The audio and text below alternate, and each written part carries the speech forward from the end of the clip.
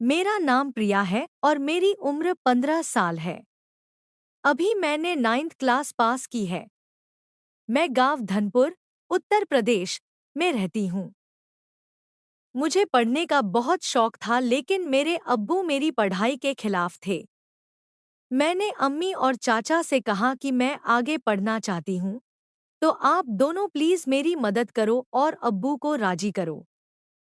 अम्मी ने अपनी तरफ से बहुत कोशिश की लेकिन अब्बू नहीं मान रहे थे क्योंकि उनका कहना था कि आजकल कॉलेज में पढ़ाई कम और आशिकी ज्यादा चलती है। तभी मेरे चाचा, जिनका नाम शकील है, ने अब्बू को समझाया और एक तरफ से मेरी गारंटी ले ली कि मैं ऐसा कुछ भी नहीं करूंगी और सिर्फ पढ़ाई करूंगी। तब जाकर अब्बू मेरे इंटर कॉलेज जाने के लिए मान गए और चाचा से कहा कि आज से प्रिया की जिम्मेदारी तुम्हारी है। अगर उसने कुछ उल्टा सीधा काम किया जिससे इस घर और खानदान पर कोई दाग लगा तो प्रिया के साथ साथ तुम्हारी भी खैर नहीं है। चाचा ने अब्बू से कहा कि भाईजान आप फिक्र न करें, मैं प्रिया की हर हरकत पर नजर रख लूंगा।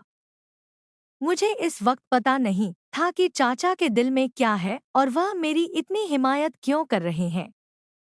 लेकिन मजे की बात तो यह हुई कि मैंने कभी सोचा ही नहीं था कि मेरी चाचा के साथ दोस्ती इतनी आगे तक चली जाएगी। फिर कुछ ही दिनों में चाचा ने मेरे साथ जाकर मेरे इंटर कॉलेज में दाखिला करवा दिया। पहले पहले तो मैं खूब दिल लगाकर पढ़ाई करने लगी और कॉलेज में किसी के साथ ज्यादा फ्री नहीं होती थी। जो भी कॉलेज में होता वह रात को मैं चाचा को घर आकर बता देती। चाचा भी मेरे साथ बहुत ज्यादा फ्री होने लगे थे और मुझे लगता कि वह मुझे बहुत अजीब नज़रों से देखते हैं, क्योंकि मेरी चाची गांव में ही रहती थी और चाचा नौकरी के सिलसिले में हमारे घर पर ही रहते थे। फिर कॉलेज में मेरी दोस्ती एक लड़की से हो गई जिसके साथ दोस्ती करने के बाद मेरी जिंदगी बदलने लगी, क्योंकि उस सहेली ने मुझे बताया कि उसकी मंगनी हो चुकी है। उसने मुझे एक दिन अपने मंगेतर से मिलवाया भी था। मेरी सहेली ने मुझे बताया कि हमारी अब शादी तय हो चुकी है, इसलिए हम दोनों अपने रिश्ते में पूरी तरह से खुल चुके हैं। हम दोनों में कोई पर्दा नहीं है। इसके बाद मैं अपनी सहेली से वह सब कुछ जानने की कोशिश करती जिसे जानने की शायद मेरी अभी उम्र भी नहीं थी, या फिर मेरी उम्र ऐसी थी कि मैं यह सब बातें जानकर आसानी से गलत रास्ते पर चली जाती। और फिर ऐसा ही होने लगा। मुझे भी उन बातों में दिलचस्पी होने लगी। मेरी किसी लड़के से तो दोस्ती नहीं थी, इसलिए मैं जब भी ऐसी बातें सोचती तो मेरे दिमाग में खुद ब खुद चाचा का ख्याल आ जाता और फिर मैं अपने दिमाग को झटक देती और खुद को कहती कि प्रिया यह सब क्या है? यह क्या बेहुदा बातें सोच रही हो? वह मेरे चाचा हैं। लेकिन फिर चाचा की बातें और उनका रवैया भी मेरी इस सोच को बढ़ावा देता रहता था। लेकिन चाचा के दिल की बातें मैं अभी तक जान नहीं पाई थी। कभी कभी तो मुझे लगता था वह भी शायद मेरे बारे में यही सब सोचते होंगे, लेकिन कभी कभी उनका रवैया मुझसे बहुत ज्यादा सख्त हो जाता था और वह मुझे याद दिला देते थे कि तुम्हारे अब्बू कितने सख्त हैं और अगर तुमने कोई भी गलती की तो तुम्हारे साथ साथ मेरा भी बुरा हाल कर देंगे। उनकी यह बातें सुनकर मैं खुद को कंट्रोल करती, लेकिन कहते हैं ना कि जवानी तो अंधी होती है। जवानी तो ऐसी ही है जैसे सर्दी में आग जल रही हो तो हाथ गर्म कर ही लिया जाता है। मैं जैसे ही कॉलेज जाती फिर वही सब बातें सुनने को मिलती। फिर मैं कॉलेज से घर वापस आकर अपने दोस्तों की बताई हुई बातों को सोचने लगती। उस दिन मेरे चाचा जॉब से घर वापस आए तो आकर बैठ गए और कहने लगे, क्या सोच रही हो प्रिया? वह भी इतनी गहराई से। मैंने चाचा की तरफ एक अदा से देखा और उनसे कहा, चाचा आपको पता है मेरी दोस्त ने मुझे आज क्या बताया है? हर बार की तरह आज भी मैं चाचा से अपने दिल की बात शेयर करने लगी। मेरी बचपन से आदत थी कि मैं अपनी हर बात चाचा को बताती थी, फिर वह चाहे कैसी भी बातें क्यों न हो। चाचा भी मुझे ऊपर से नीचे तक देखते हुए बोले, हाँ बताओ क्या बताना है तुम्हें? तुम्हारी दोस्त ने तुम्हें क्या बताया है? मैंने उन्हें कहा मेरी दोस्त मुझे बता रही थी कि इंटरनेट पर बहुत किस्म की वीडियो होती हैं, जिन वीडियो में हर तरह की मालूमात मिल जाती है। तो मैं यह कह रही थी कि आपके पास भी तो मोबाइल है और साथ में नेट का पैकेज भी लगा हुआ है। आपने भी वो वीडियो देखी होंगी, तो क्यों ना हम दोनों मिलकर वीडियो देखें और एंजॉय करें। मैंने यह बात अपना चेहरा चाचा के नजदीक लाकर सरगोशी वाले अंदाज में कहा। वह फटी-फटी आंखों से मेरी तरफ देखने लगे। मुझे लगा जैसे वह मुझे अच्छी तरह से डांट लगाएंगे, लेकिन फिर अचानक उन्होंने मुझे बड़े गौर से देखा और फिर शायद दिल ही दिल में कुछ फैसला किया और फिर वह मुस्कुरा पड़े और मुझे सरगोशी वाले अंदाज में कहने लगे, देखो प्रिया, ऐसी बातें अपने अब्बू के सामने मत करना, वरना तुम्हारा बाप तुम्हारा तो बुरा हाल करेगा ही, मगर साथ में मुझे भी घर से निकाल देगा, क्योंकि मैंने तुम्हारी जिम्मेदारी ली हुई है और फिर मेरे लिए रहने का प्रॉब्लम हो जाएगा। बाकी रही वीडियो देखने की बात, तो तुम रात के वक्त मेरे कमरे में आ जाना, मैं तुम्हें हर किस्म की वीडियो दिखा दूंगा। चाचा की आंखों में एक चमकीली शरारत थी जो इस वक्त मुझे समझ नहीं आ रही थी। इसके बाद चाचा अपने कमरे में चले गए और मैं पढ़ाई करने लगी और आने वाले वक्त के बारे में सोचने लगी। अब मेरा दिल किताबों में नहीं लग रहा था और बस रात को क्या होगा यही सोचने लगी।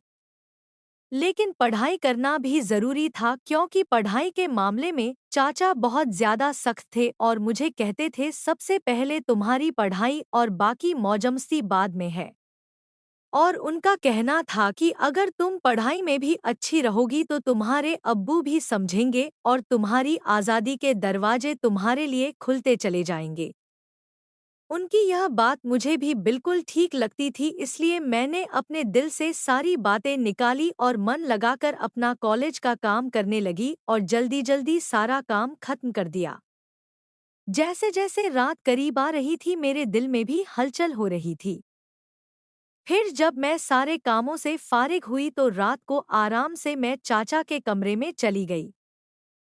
बाकी कहानी बिल्कुल वैसी ही है। वीडियो देखना, अब्बू का आ जाना, अनजान मैसेज, चाचा का प्लान, आखिरी ट्विस्ट कि चाचा ने ही वो मैसेज किए थे ताकि मुझे बचाया जा सके, और अंत में मोरल लेसन, चाचा ने मेरा मोबाइल मेरे हाथ में थमा दिया और कहा, देखो इसको। उसकी तस्वीर देखकर मेरे होश उड़ गए, क्योंकि वह लड़का मेरी दोस्त का मंगेतर था। मैं फटी-फटी आंखों से चाचा की तरफ देखने लगी। मेरी आंखों से आंसू निकल पड़े थे। फिर चाचा बताने लगे कि तुमने जब मुझे इस लड़के के बारे में बताया तो मैं समझ गया था कि जरूर कोई तुम्हें बेवकूफ बना रहा है। तभी मैंने तुम्हारे मोबाइल से प्रिया बनकर इस लड़के से बात करना शुरू कर दिया। वह तुम्हारी तस्वीर बनाकर सोशल मीडिया पर डालने वाला था। अगर मैं उसे ना डराता तो तुम बर्बाद हो जाती और खानदान की इज्जत खराब हो जाती। और तुम्हारे अब्बू तुम्हारा और मेरा जो हश्र करते वह अलग। प्रिया बेटी, तुम्हारी यह उम्र कुछ अच्छ सीखने की है। ऐसी बुराई वाली बातों से, उन कामों से खुद को बचा कर रखो। तुम जब मुझसे ऐसी बातें करती थी तब मैं उन बातों को तुम्हारा बचपन और मजाक समझकर टाल देता था, मगर फिर मुझे एहसास हुआ कि मुझे टालने की बजाय तुम्हें किसी तरह से समझाना चाहिए। तभी मैंने तुम्हें सख्ती से समझाने के बजाय तुमसे दोस्ती बढ़ाई। अगर उस वक्त मैं तुमको सख्त अल्फाजों में समझाने की कोशिश करता तो शायद तुम समझने के बजाय नाराज हो जाती। फिर तुम मुझसे बातें शेयर ना करती और मुझसे दूर होकर दूसरे लोगों के जाल में फंस जाती। चाचा की बात सुनकर मैं फूट फूट कर रोने लगी। उन्होंने मुझे दिलासा देकर खामोश करवाया और समझाया कि मैं कॉलेज में ऐसी लड़कियों से दोस्ती करूं जो पढ़ाई में तेज हो, ना कि बुरे कामों में। मैंने चाचा से कह दिया कि मैं अब सिर्फ अपनी पढ़ाई पर ध्यान दूंगी। ऐसी लड़कियों और लड़कों के बुरे कामों में अब बिल्कुल भी नहीं पड़ूंगी। दोस्तों, आज के दौर में माँ-बाप अपने बच्चों को अपने साथ हर बात शेयर करने की इजाज़त नहीं देते। यह उनके साथ बहुत बड़ी नाइंसाफ़ी है। बच्चों को अच्छे और बुरे काम की तमीज़ सीखनी चाहिए और स्कूल या कॉलेज में किसी भी तरह की कोई भी हरकत हो तो अपने माँ बाप के साथ शेयर करनी चाहिए ताकि फ्यूचर में आने वाली मुश्किलों से बचा जा सके। हर माँ बाप को अपने बच्चों को सही और गलत में फ़र्क बताना चाहिए और उनके हर कदम पर नज़र रखनी चाहिए ताकि प्रिया की तरह उनकी और उनके घर वालों की इज्जत महफूज रहे। चाचा ने अब्बू को बहुत समझाया। बोले, भाई साहब, सारा अच्छी लड़की है। वो सिर्फ पढ़ाई करेगी। मैं उसकी पूरी जिम्मेदारी लेता हूँ। अगर उसने कोई गलत कदम उठाया तो मेरी भी सजा होगी। अब्बू आखिरकार राजी हो गए और चाचा से सख्त कहा, फिरोज, सारा की हर हरकत पर नजर रखना। कोई गड़बड़ हुई तो दोनों को घर से निकाल दूंगा। चाचा ने वादा किया। उनकी वजह से मैं शहर के अच्छे इंटर कॉलेज में एडमिशन ले पाई। शुरू में मैं बहुत सीरियस पढ़ाई करती। कॉलेज की हर छोटी बड़ी बात रात को चाचा को बताती। चाचा भी मेरे साथ बहुत खुले खुले बात करते। कभी कभी उनकी नज़रें मुझे अजीब लगतीं, क्योंकि चाची गांव में रहती थी और चाचा नौकरी के लिए हमारे साथ शहर में थे। कॉलेज में मेरी एक लड़की से अच्छी दोस्ती हो गई। उसने बताया कि उसकी सगाई हो चुकी है और वो अपने फियांसे से फ़ोन पर घंटों बात करती है, फोटो भेजती है, वीडियो कॉल करती है। वो बोली, सारा, आजकल तो सब ऐसे ही करते हैं। इंटरनेट पर तो दुनिया है। उसने मुझे कई ऐसी बातें सिखाईं जो मेरी उम्र के लिए नहीं थी। चैटिंग ऐप्स, प्राइवेट ग्रुप्स, अनजान लोगों से बात करना। मैं उनमें इंटरेस्ट लेने लगी। मेरी किसी लड़के से दोस्ती नहीं थी। इसलिए सोचते सोचते चाचा का चेहरा आ जाता।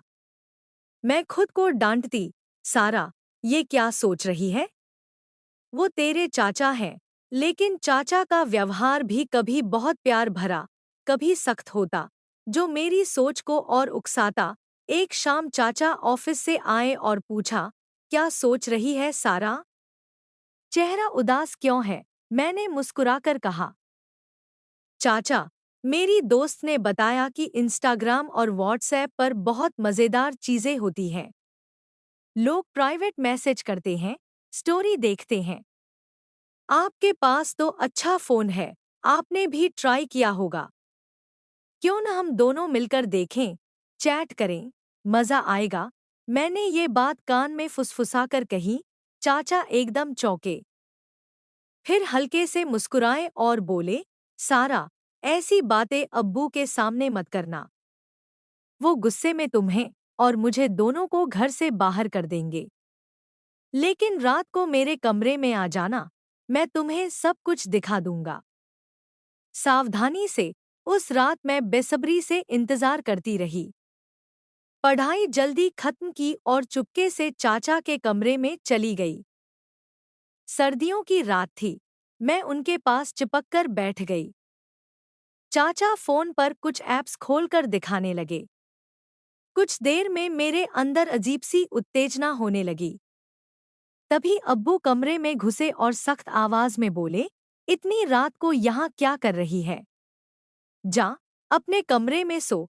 मैं डरकर भागी, लेकिन सोच रही थी कि अब्बू सो जाए तो वापस आऊंगी। लेकिन अब्बू चाचा से देर तक बात करते रहे और मैं नींद में चली गई। अगले कुछ दिनों में मैं और बेचैन हो गई। एक दिन अनजान नंबर से मैसेज आए, हाय सारा, बहुत क्यूट हो तुम। फोटो भेजो ना। रोमांटिक बातें, इमोजी, फिर कुछ फोटोज। मैं भी जवाब देने लगी। मजा आ रहा था। लेकिन मुझे शक हुआ, चाचा का फोन नंबर चेंज हुआ था हाल ही में। क्या वो ही हैं?